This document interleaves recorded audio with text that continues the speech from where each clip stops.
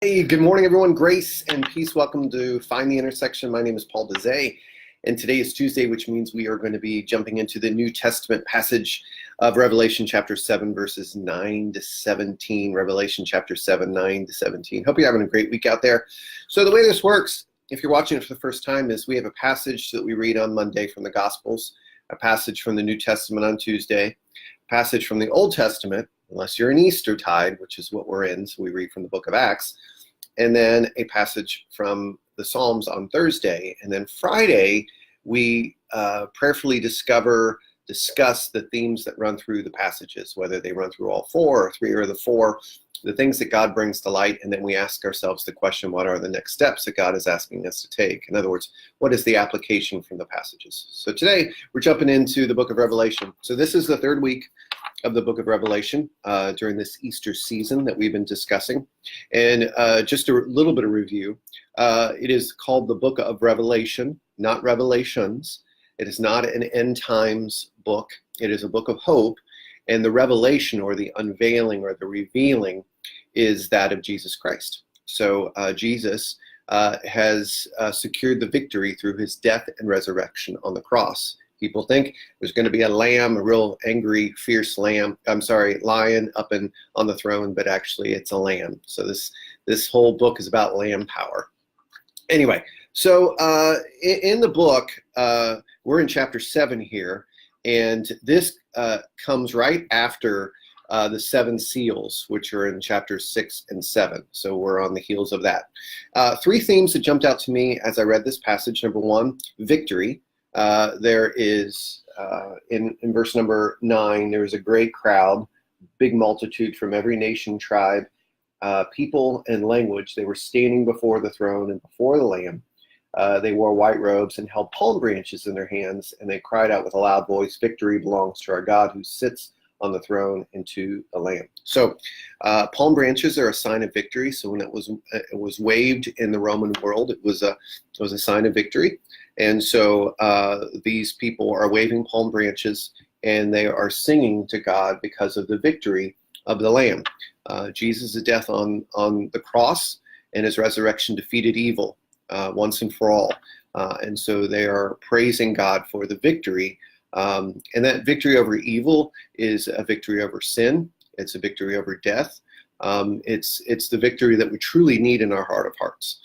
The second thing that jumped out to me is this: who are these people wearing white robes? And the scriptures really answer the question. It's almost like there's a Q&A going on in heaven.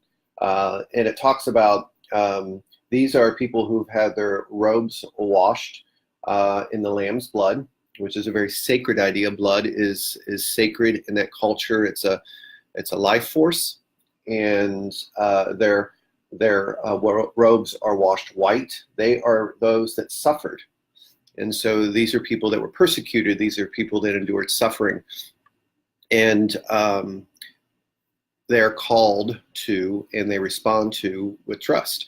And so they trusted in God in the midst of their suffering. Now, if you, like me, have been through seasons, or maybe you're going through suffering right now, this particular group of people in the white robes are an inspiration for us as people who have trusted God in the midst of their suffering. And that's something that it's a challenge, of course.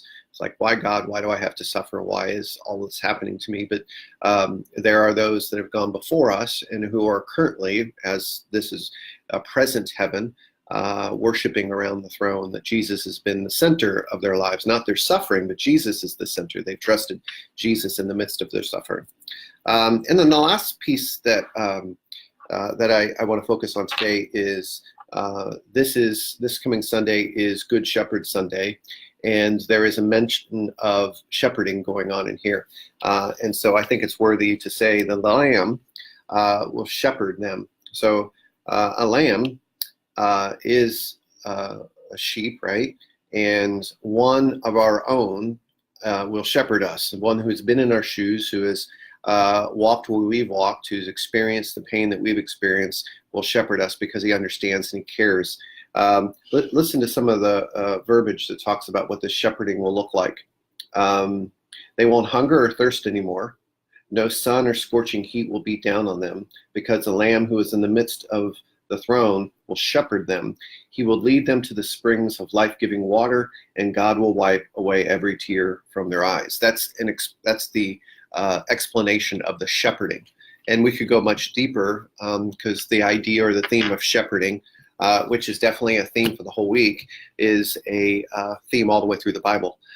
This idea of shepherding, and we'll get into a little bit more tomorrow, but specifically on Thursday, because we get to read Psalm 23, which is about the Lord's my shepherd, right? So we'll talk more about that then.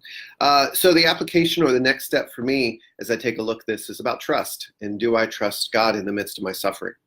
And that's a question that I have to wrestle with, and that's a question I think we all have to wrestle with, especially if this is a season of suffering, is do I trust God for deliverance or salvation, which is the theme of what's going on here in this passage, or do I want to take it into my own hands and fix it, and which is definitely my tendency.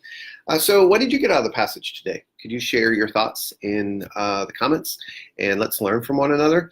And I will be back tomorrow as we read Acts chapter 9, verses 36 to 43, and then Thursday, Psalm 23, and then Friday, we will find the intersections, the themes, the threads that run through all these passages. And this is so cool when you really step back and look at it, is instead of isolating a passage of scripture and taking it out of context and saying this is the truth right now, we step back and look at 4 passages that contain the story of God, the whole of the Bible, the inspired works of God, and then we're able to see themes that speak to us throughout all context, which is really where we want to study the Bible. There's nothing wrong with studying one passage, but it's better if we can get a snapshot of the entire Bible and look at the context between all of them. Anyway, I'm babbling. Hope you have a great day today. Share your thoughts in the comments, and I will see you tomorrow. Grace and peace, everyone.